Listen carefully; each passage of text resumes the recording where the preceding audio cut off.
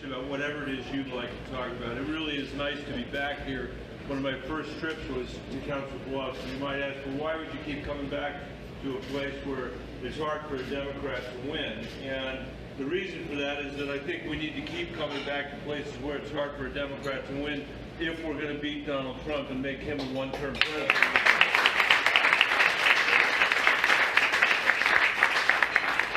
I represent a state that's exactly a third Democratic, a third Republican, and a third independent. Before I ran for the Senate, I had never really been in politics. I'd been in business, and then I was, as Joe mentioned, the superintendent of the Denver Public Schools, a school district of about 95,000 children, $1 billion budget. We were dead last in terms of student growth of any school district in the state of Colorado. And just 2 or 3 weeks ago, Stanford University came out with a report that said the kids in Denver are now growing so much faster than the kids in the rest of the state that it's the equivalent of them having an additional 60 days of school per year every year, which on a 180-day school calendar is pretty impressive. I'm not running to be superintendent of Denver America, but I care deeply about our education system, and I worry about our kids a lot because we are inheriting an economy right now where we've had 40 years of no economic mobility for 9 out of 10 Americans. And we've got an education system that unfortunately is reinforcing the income inequality that we have rather than liberating people from it, because the best predictor of the quality of your education, unfortunately, is your parents' income. That didn't used to be true in America. That wasn't true in the middle of the 20th century. It wasn't true when we invented high school and said middle school is not enough, you got to go to high school. It wasn't true when we passed the GI Bill and made sure people could return and go to college. When women and people of color started going to college, it transformed our economy. And later today, or tomorrow, tomorrow, I'm putting out a plan, you're going to hear about it first today, which focuses on the 70% of kids in this country who graduate from high school but don't go on to college. And today, those kids can only earn a minimum wage, basically, in our economy. There's no excuse for that. There's no reason for that. And I think kids graduating from high school should be in a position, because of what we teach them, to earn a living wage in this country, not just the minimum wage. And if all we did was that, we transform the economy for millions of people that are living in it today, and we'd have a transformational effect on our economy broadly. So that's for tomorrow in Des Moines. But I do think it is vital for us to nominate somebody in this race that is committed to winning the votes, not just of Democrats, but of independents as well, and maybe some Republicans. Because Donald Trump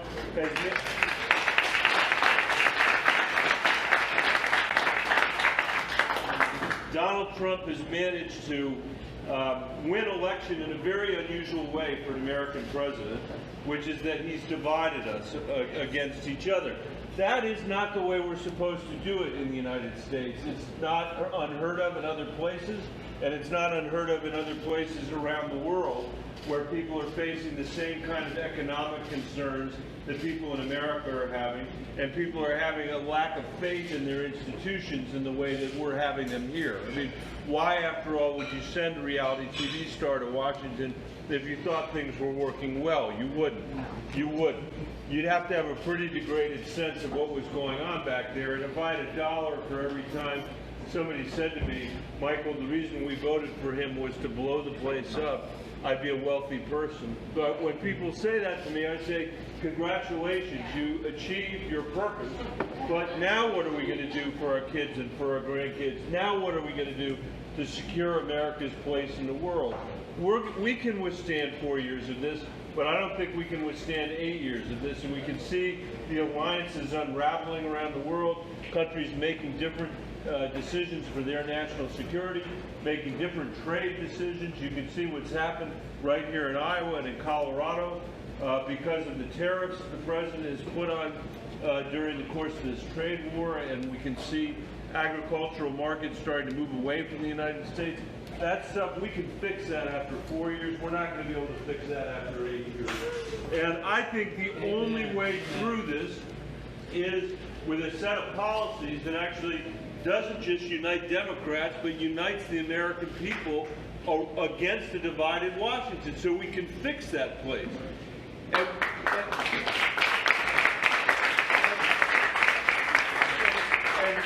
And in my mind, Trump is less the cause of our problems, although he certainly has made matters worse since he's been back there, mostly because he hasn't kept the promises that he made.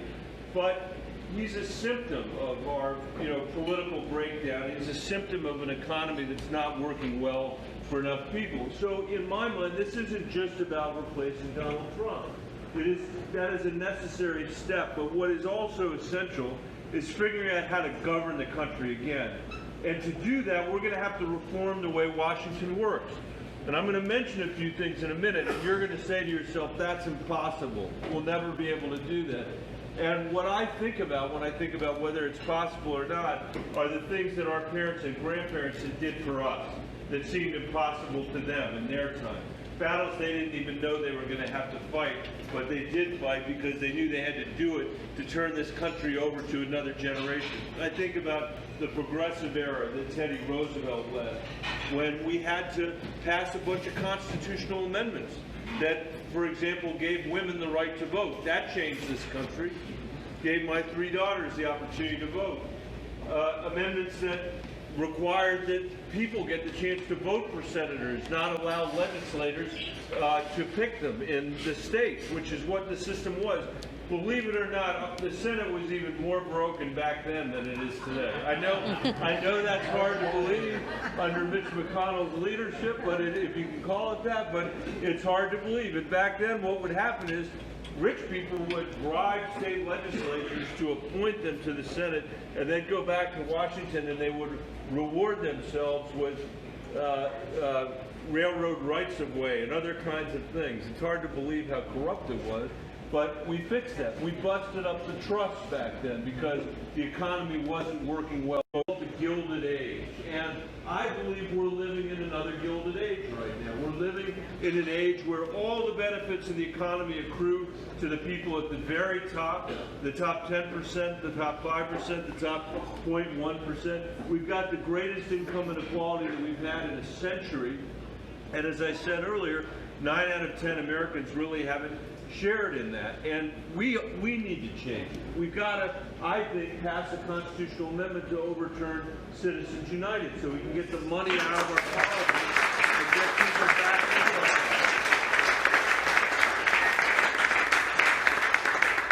That's no more impossible than anything they did in that earlier progressive area. 95% of the American people say there's too much money in our politics, and they're right about that.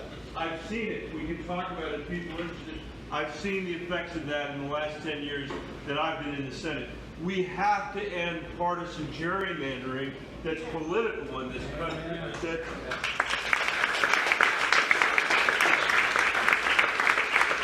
That it allows politicians to pick their voters instead of voters to pick the politicians. That's not the way it's supposed to work.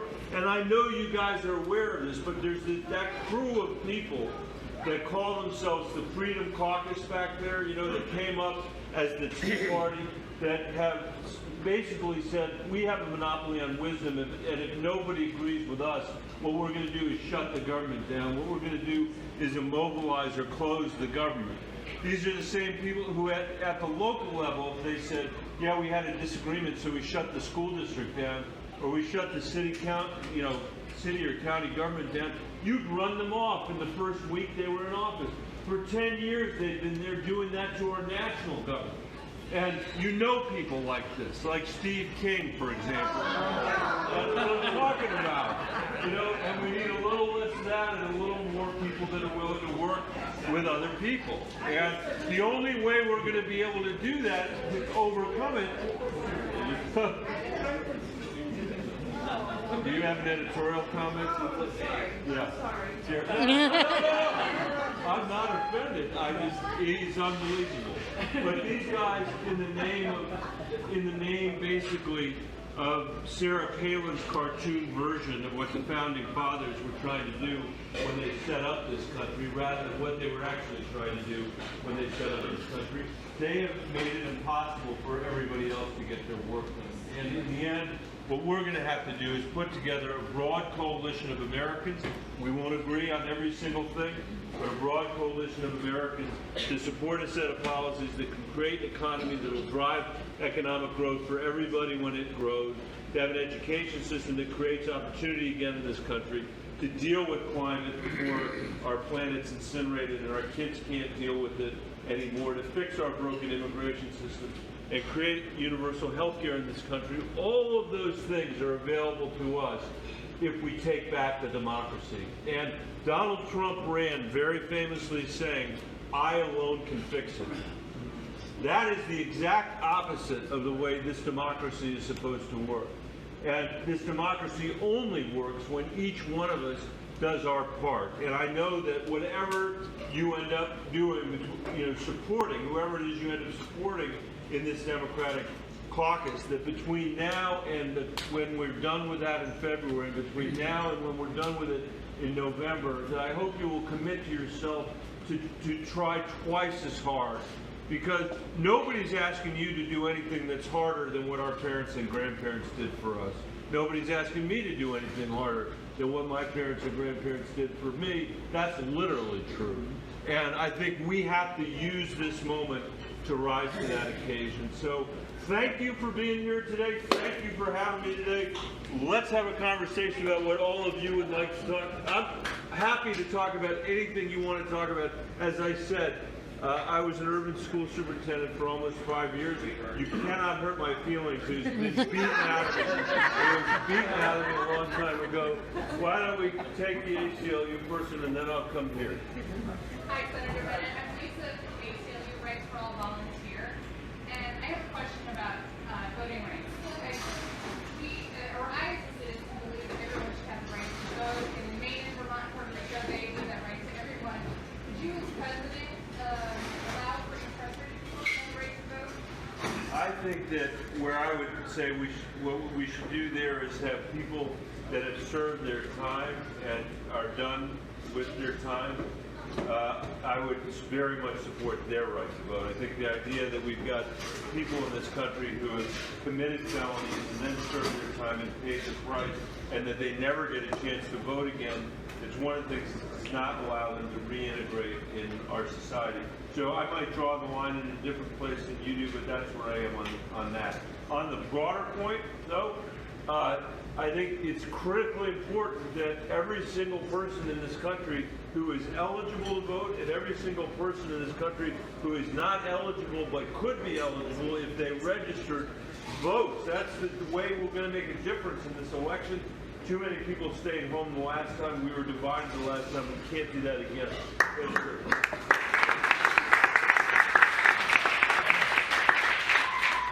So off the top, I have to apologize in advance because I have a class at 1 o'clock, so I won't be staying for the whole time. Don't worry about it. Thanks for being here.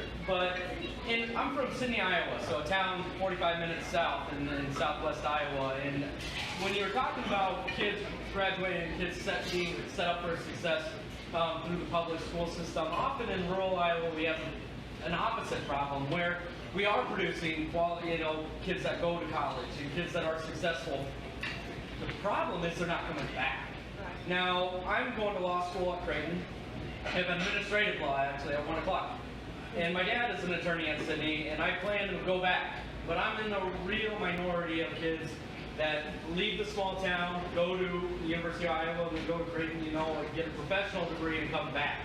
I'm wondering what ideas you have to get those kids that are talented, that are getting those advanced degrees, back into the rural towns to really rejuvenate the rural economy. I think it's such a great question, and you're facing the same thing that people all over this country are facing.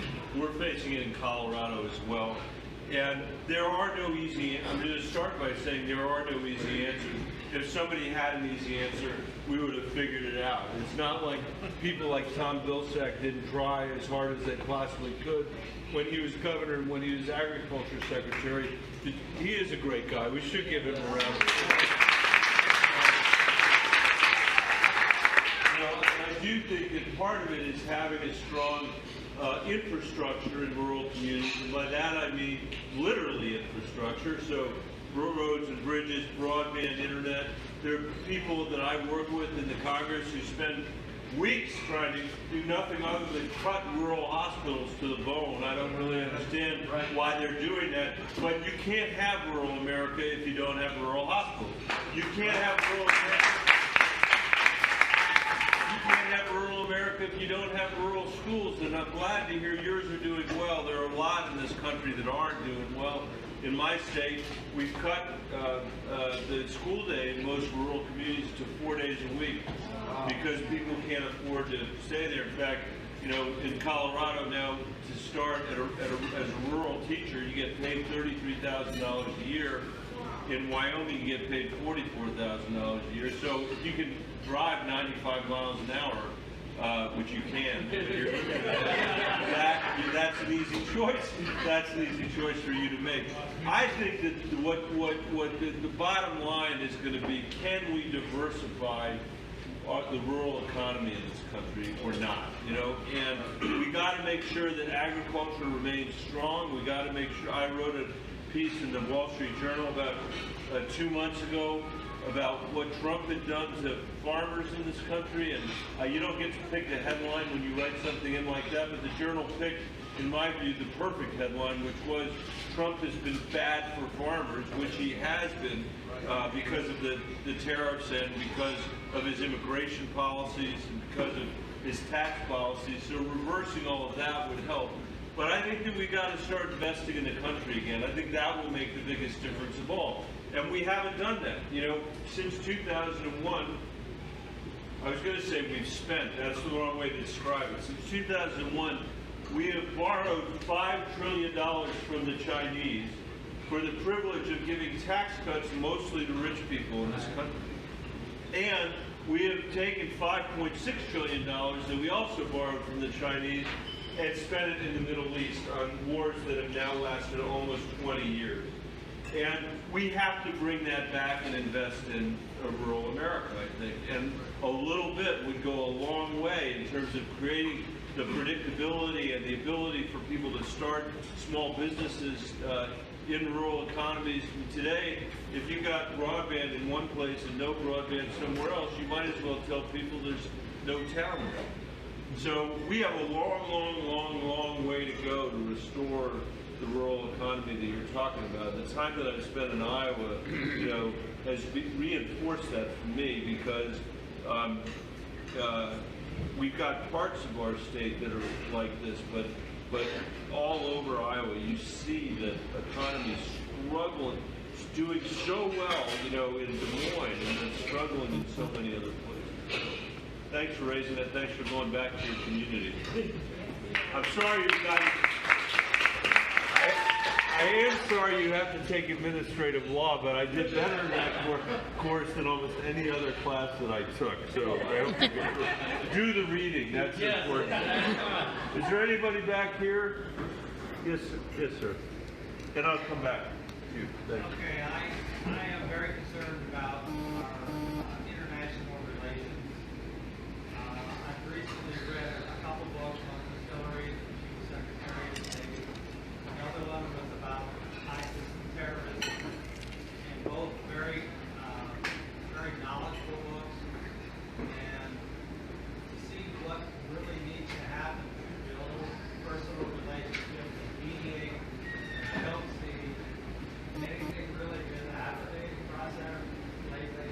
What are your thoughts about rebuilding, not only with the big others against us, but those rebuilding France, England, and so forth? How Right. do you see that? So the question is a very broad and good question on our foreign policy and how do we see rebuilding diplomacy and rebuilding our alliances and rebuilding the global order in the wake of Donald Trump. Let me say this first. It's going to be so much harder to do that 8 years from now than 2 years from now, which is why we need to move them along. And let me, it's a very stark reality, I think, or it should be a stark reality for people who have spent a lot of time watching Fox News over the last 10 years or so. which is they have helped put somebody in office who is put in place a set of foreign policy decisions that bear no relationship to what Democrats or Republicans have done since World War II or since before World War II. And it's because he knows nothing about what he's doing. Right? He is so ignorant about what the world requires.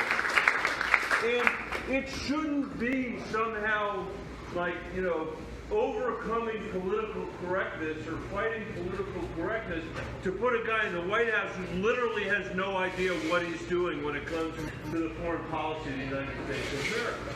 I think if I had to summarize the Trump doctrine in this room for all of you, it would be find really bad situations in the world and make matters worse. And the second is embrace our enemies and enrage our allies.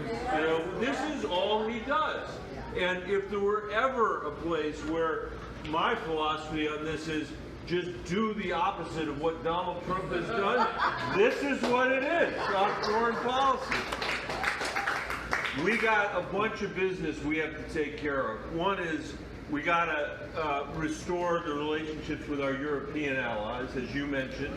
I put out a book last week or the week before that you can go to my website, michaelbennet.com, or you can go to RussiaHackedOurDemocracy.com, and you can read it for free or download it for free. It's full of the Russian propaganda that was all over the internet in 2016 and still is all over the internet.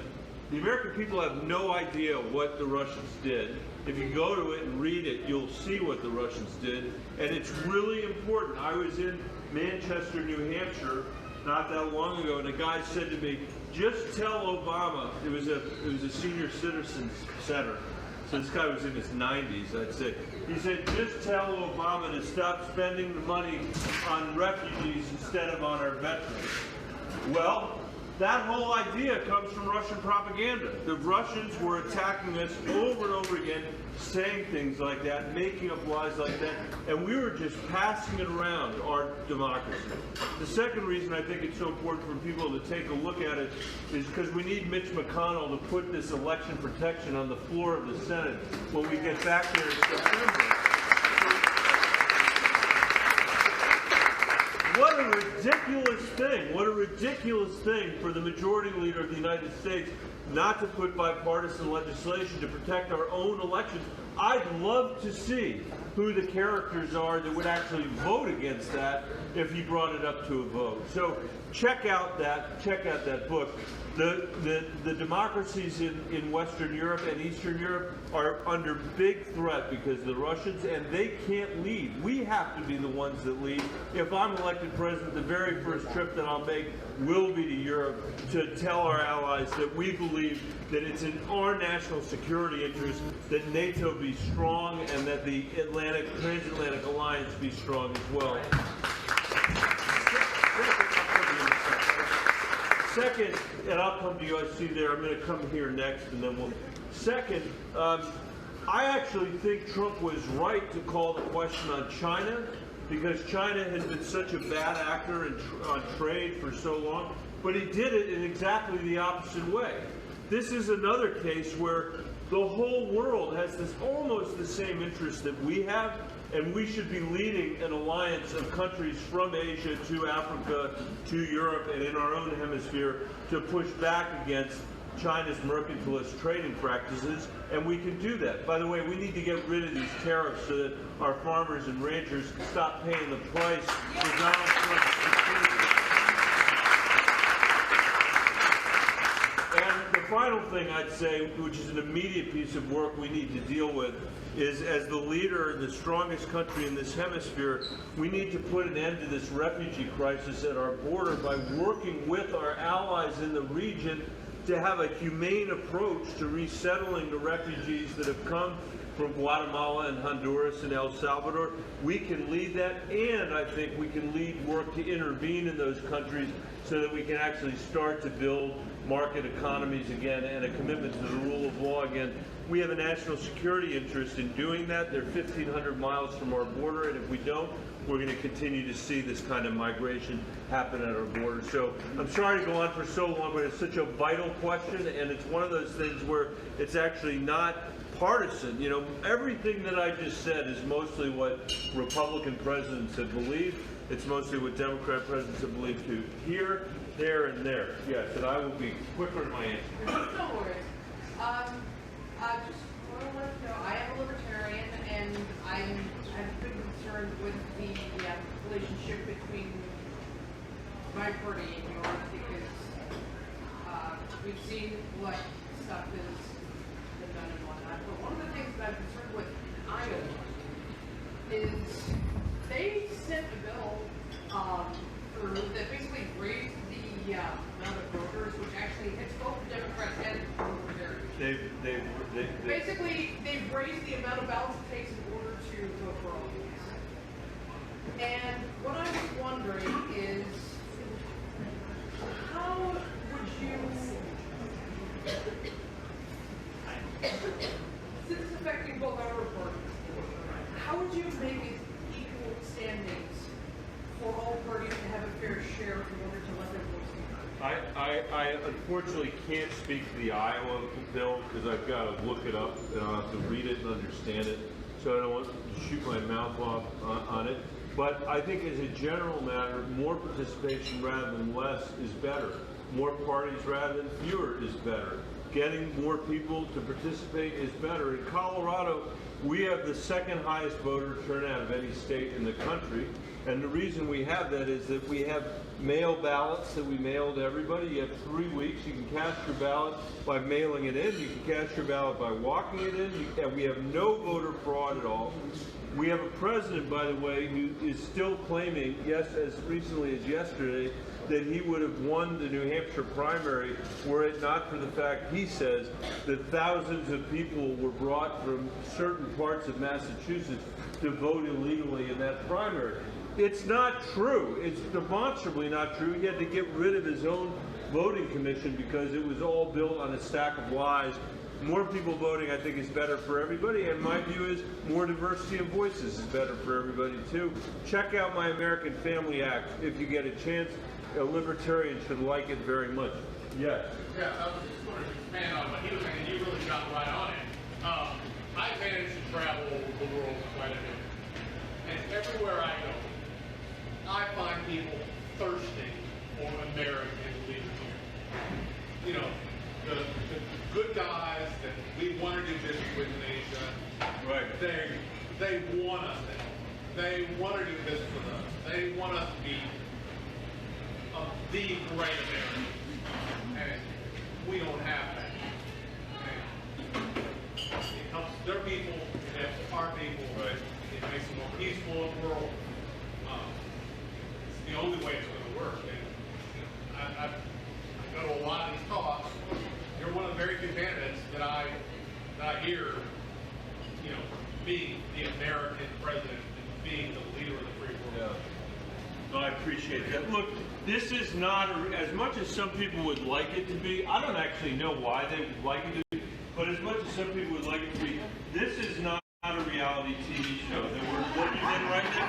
It is not a reality TV show. This is our kids' future that we're making decisions about right now. And this is a question about America's place in the world.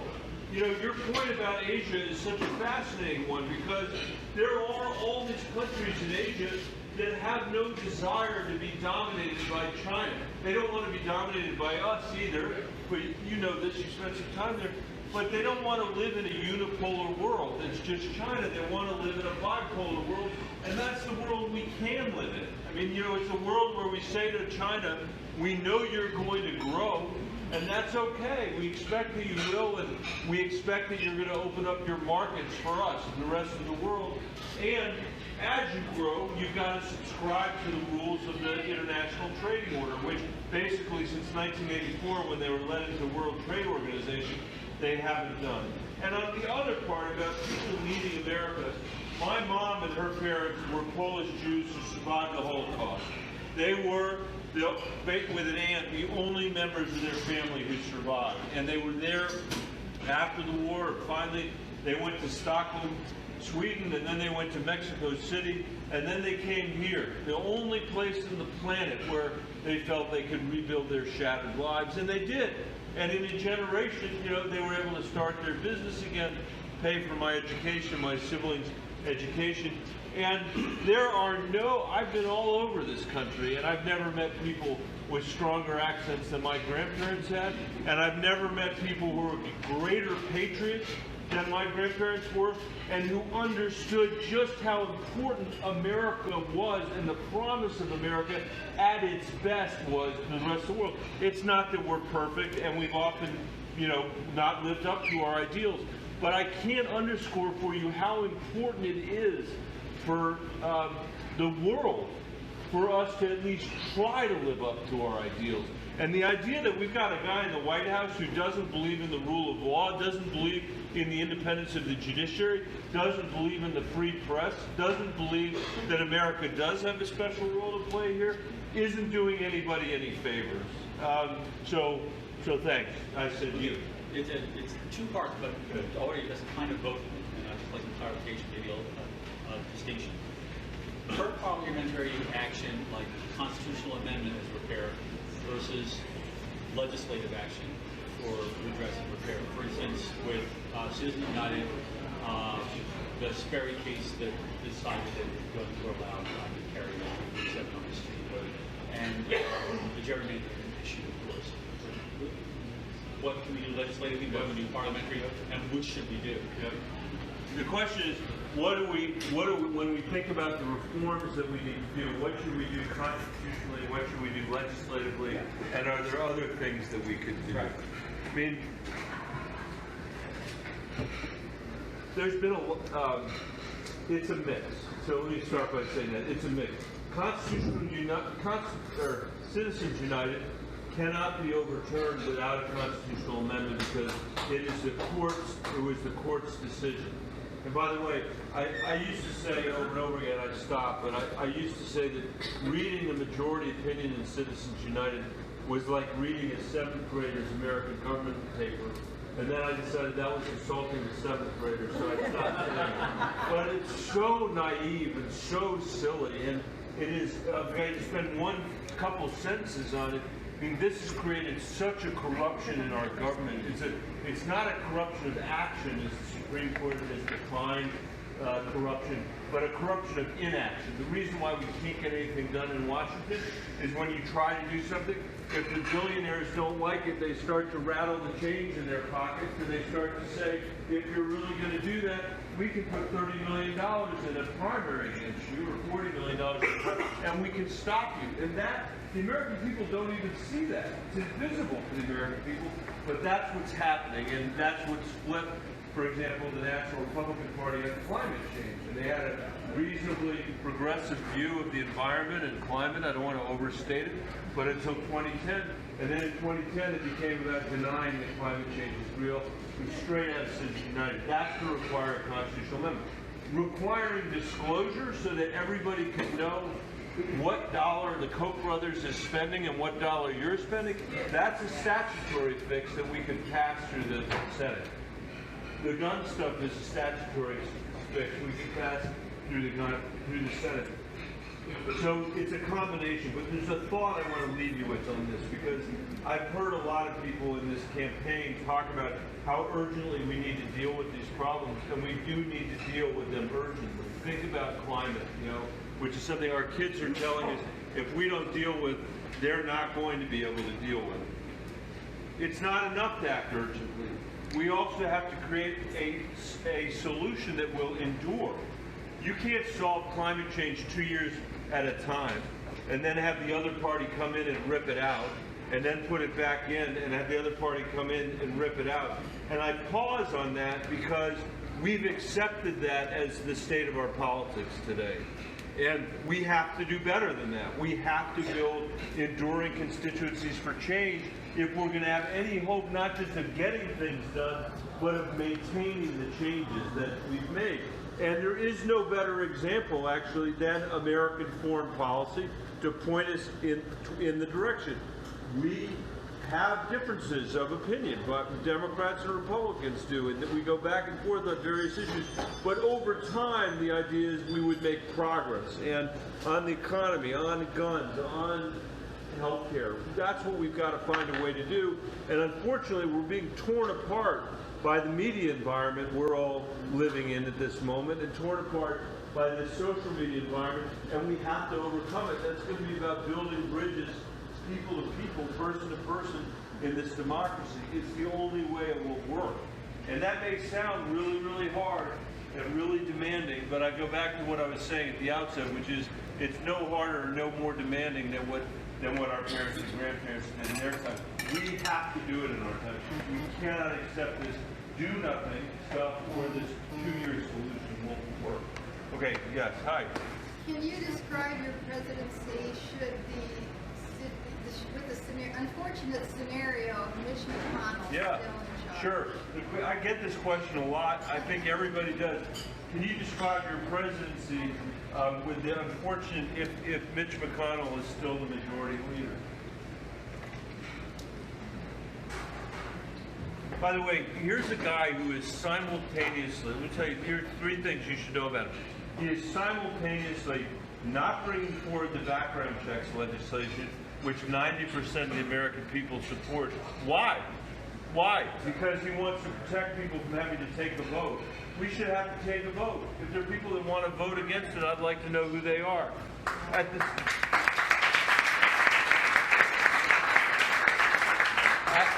the same time, he's not bringing forward the election protection legislation that I mentioned earlier. And I can tell you this, it's not because we're busy. We're not too busy.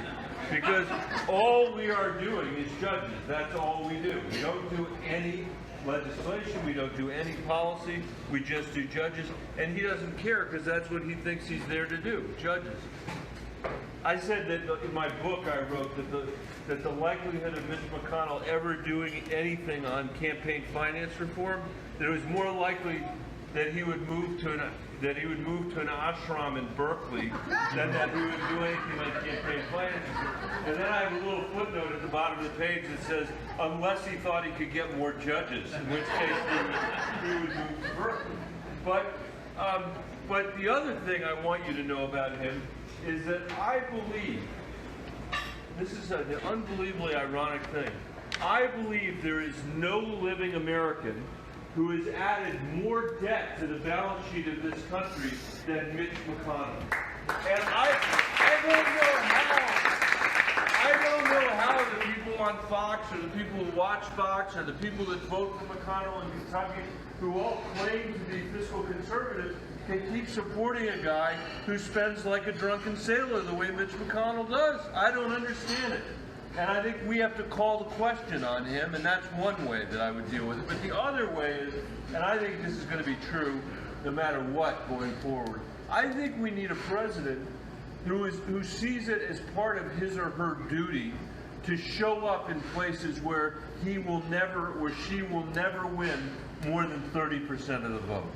And to go to these red places and say, here is why I have come. I am going to explain what we're doing on tax policy, explain what we're doing on healthcare policy, explain what we're doing on climate, because I think I represent all of you whether you voted for me or not.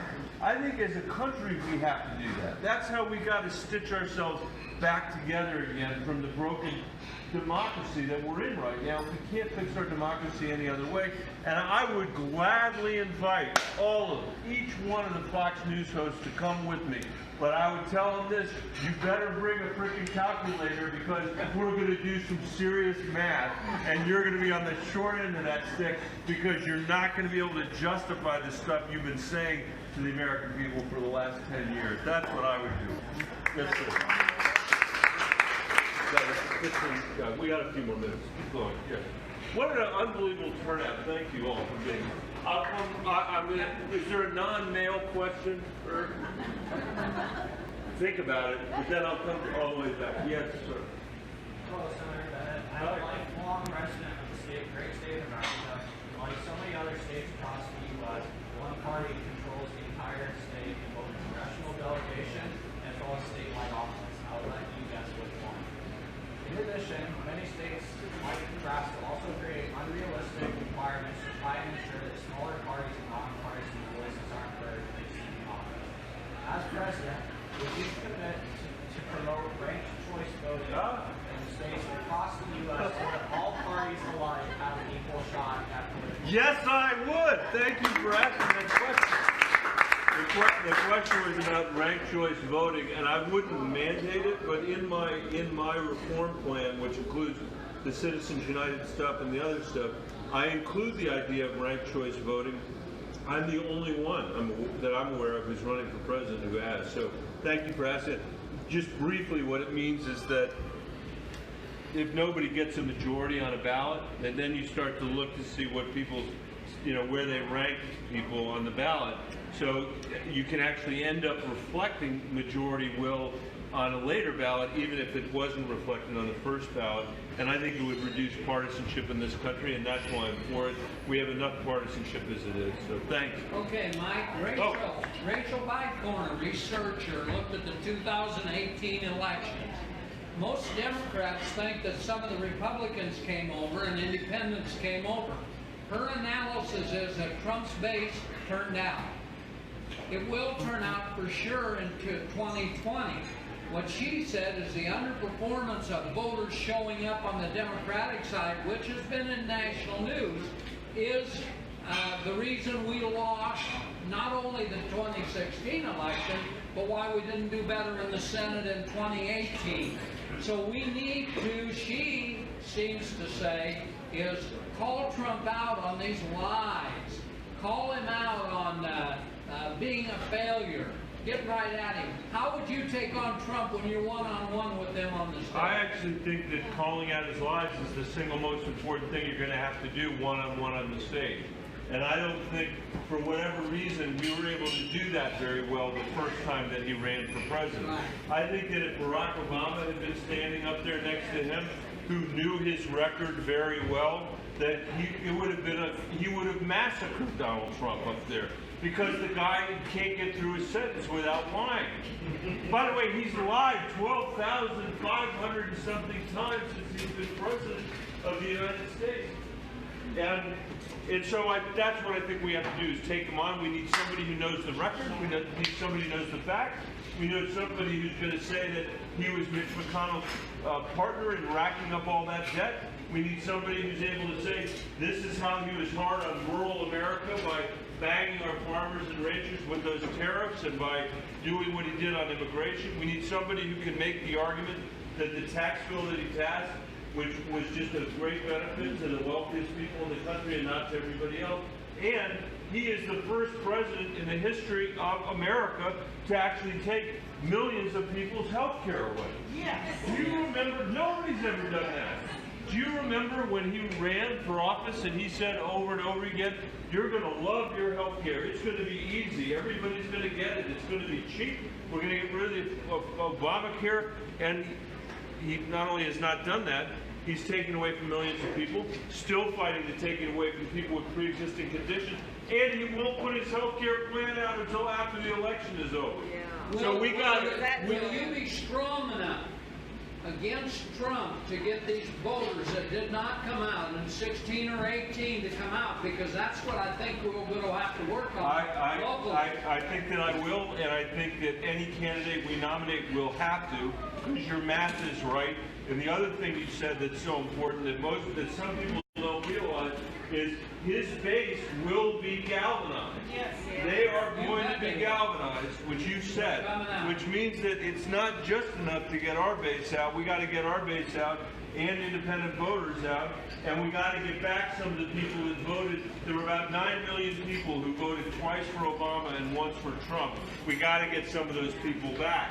And as you consider what the proposals are that are coming from people in the Democratic field, you need to ask yourself, does this sound like an idea that can unite Democrats, much less the other people we need to unite to do the work that's necessary. I've been trying to get back into that corner. I'm going to take you and go ahead, and then yes, please. And then I'll come to you, sir. I have about as troubled about the Democratic Party as I am about the You're as about as troubled about the Democratic Party as about the Republican Party. And I haven't heard very much talk about labor from Democratic candidates. And it seems to me that that was a critical organizing force which the Republican Party has been attacking since the 1960s and eroding. What do you have to say to labor for the future and the way to begin to re-support it? This is such an important point. I hope everybody heard it. What do we have to say about labor, and what do we have to say about workers as Democrats? I added that on, but part of it. Look, I think our main focus as a party needs to be how do you change our economy so that when it grows, everybody benefits. And we have, ever since organized labor has declined in this country, it has been harder and harder and harder for working people to get ahead. We need to do a much better job as Democrats in protecting the right to organize in this country, to make it easier for people to organize. We have to reverse significant losses that we've had at the state levels. As you know, in Iowa and other states, that's been a huge issue. And tomorrow I'm putting out, with that other plan I talked about earlier, a whole series of things that relate to workers in general and what we can do to actually make sure that, as my friend Sheriff Brown calls it, people can get the dignity of work again. You know, they can actually go to work, get paid a living wage to support our economy. I think that should be the front and center of what we as Democrats are fighting for, and we shouldn't be distracted by anything else. And we need to recognize that a lot of folks in organized labor voted for Donald Trump. Yes, they did. And if we don't work to get them back, they will not come back. And if they don't come back, we're going to lose. So thank you. I'm going to go here and then here. We hear this part of the cycle a lot about more, and more has to be paid for somehow. What are some of your big ideas on revenue generation? The question is about revenue generation, because something has to be paid for. We're living in a world, that by the way is not Washington's philosophy. And I want to be clear about it. It's a bipartisan failure. The Democrats don't care about it, really, and the Republicans say they care about it, but they deeply don't care about it. Their fiscal hypocrisy knows no bounds.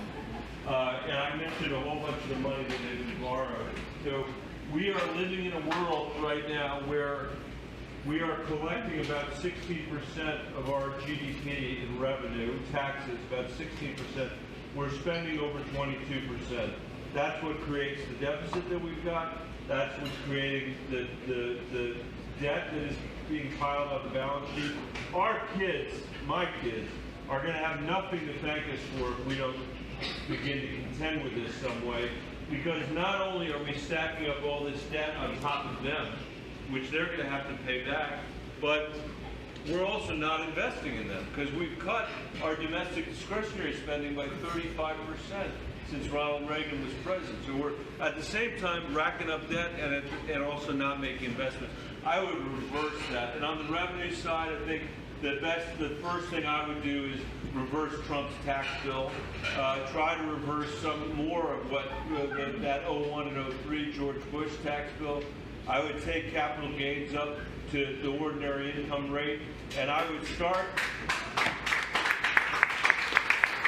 and I would stop, this is how I would say it, I would stop treating as a tax-free transaction the build-up, generation of multi-generational wealth in this country. It is deeply unfair, and you're not incentivizing anybody creating the next, Amazon or Google or whatever by allowing people to pass these estates down tax-free. That's not the way America is supposed to work. That would make a big difference. I have said before, and I will say it here, that I would also support a properly structured fee on carbon, because I think we need to do something about climate. And that's the most efficient way for us to do it. But you're very right to point to that problem. We have starved ourselves of the revenue that we need to be able to, at every level of government, to be able to do what our kids need us to do. Sir, you've been very patient. A couple of comments. Really, Senator, I was at your previous get-together, a little smaller. I pretty well agree with everything you said, which is unusual. I'm real city. I'd like to second what this gentleman here said about international leadership. I had the fortune or misfortune of being in Vietnam when he was elected, and I did absentee vote before I left. But nobody here is blaming you. they were, well, I didn't vote for it. They were chagrined because of the trade agreement that was being worked out. It was never approved, but it was being worked out over there. The whole idea of that trade agreement, which Vietnam was part of, Australia was part of, was to hedge in China. Right. And he immediately come out against it, so it was never approved. And I mean, if he was really against China, I wanted to say that's my second trip to Vietnam. Much better than the first. Okay. The other thing is, I really appreciate your position on education, because I think that's a whole lot more important than just giving somebody a nominal college education, which may or may not fit them for a job. Seems like we have an awful lot of, I don't know, maybe Italian literature majors or something. But there was a country that was very poor after the Germans and the Russians got done with them after World War II. And they invested a ton of money into education, the best and the brightest for teachers. And I'm not a teacher. I was an economist before I retired. I'm not a teacher. I say that.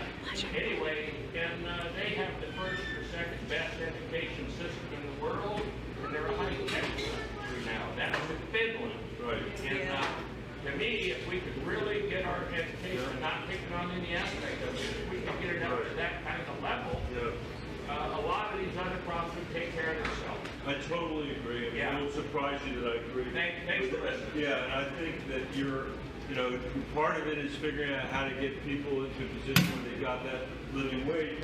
Part of it is, I mean, it's just, we need to be honest about this.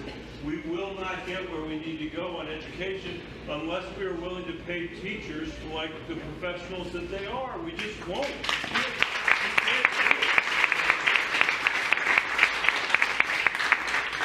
We're still behaving as though we've got a labor market in this country that's discriminating against women and saying you've got two professional choices, one's being a teacher and one's being a nurse. That's that whole system that we have right now was designed at that time, and that's why we pay people who teach so little, and then we say, if you stick with us, if you teach Julius Caesar every year for 30 years of your life, you're going to get a pension that you can retire on. That was the deal. And now we're in the 21st century. We need to start thinking about that. One last point I want to make, too. This is actually unrelated in a sense, but I'm going to use it as an invitation to talk about something that matters to me as a father. You mentioned Vietnam, and every time somebody mentions Vietnam, I think about John McCain. And I think about the fact, I got to know him when he and I were part of the gang that wrote the immigration bill in 2013 that passed with 68 votes in the Senate, that secured our border, by the way. It had a pathway to citizenship to 11 million people, most progressive DREAM Act that had ever been written. And listen to this now, from $46 billion of border security that was sophisticated 21st century border security that allowed us to see every inch of the border, not a medieval ineffective wall that Mexico was supposed to pay for. Every single Democrat voted for that. It had internal security. Every Democrat and a bunch of Republicans voted for that. So when Trump says the Democrats are for open borders, he should consult that little piece of history. But the point I want to make on McCain is different than that. Trump, how did we get to a point where a candidate for office could say what he said about John McCain, could cast aspersions about John McCain, who was for 5 years held in solitary confinement? The president was just trying to protect himself from his own inadequacy because he didn't go there like you did, because he said he had bone spurs, and then he attacked McCain. because he said, I like heroes that don't get caught. I can't understand it. He's a sociopath, I guess. I don't get it. But what I really don't understand is why these guys night after night after night on Fox News could repeat that stuff and get away with it. What they should have been saying was, if my kid said something like that, we would wash their mouth out with soap. And if my mom or my grandparents, you know, not my mom, she wouldn't say, but my parents or my grandparents, that we'd be ashamed and embarrassed that they said something. And somehow that too, in the toxicity of that election, became about somehow not being politically correct. And it's ridiculous. And we have to fight back for some decency in this country again. We have to treat each other like we're friends, not enemies. Not enemies. And if we don't do that, we'll lose. Because the forces of division will continue to win, and they're manifested by Donald Trump, you know, and that's what we got to overcome. The Founding Fathers did not believe they were setting up a society in which we would agree with each other. The whole point of living in a republic, which they call a democracy, we call it, was that we would disagree with each other, not that we would agree with each other. And they believed that because there wasn't any king or tyrant, you're gonna get the last word, any king or tyrant to tell us what to think in America. That was, you know, something for Europe. And in our time, we've completely lost our ability to do that at the national level. We can't do that anymore. Got to find a way to tolerate, not just tolerate, embrace our differences of opinion and use it to fashion more durable and more imaginative results than any one of us could come up with on their own. I don't know about you, but the worst decisions I make are the ones I make all by myself, without contending with somebody else's point of view, you know, which might disagree with mine.